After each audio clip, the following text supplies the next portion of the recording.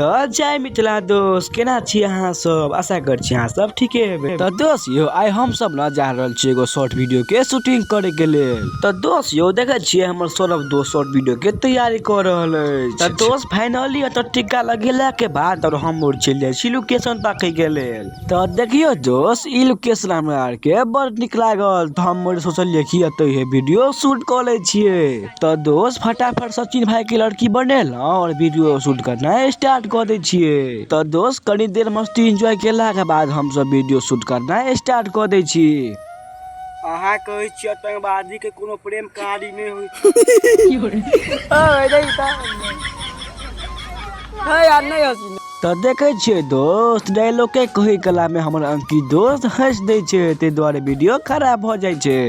Action लागल भैया देखियो दोस्त एक डायलॉग कहल नहीं भेले। तब फाइनली दोस्त वीडियो शूट हो गेले। तब हम सब जा रहल छी घर पर। तब तक के लिए बाय। जय मिथिला जय मैथिली।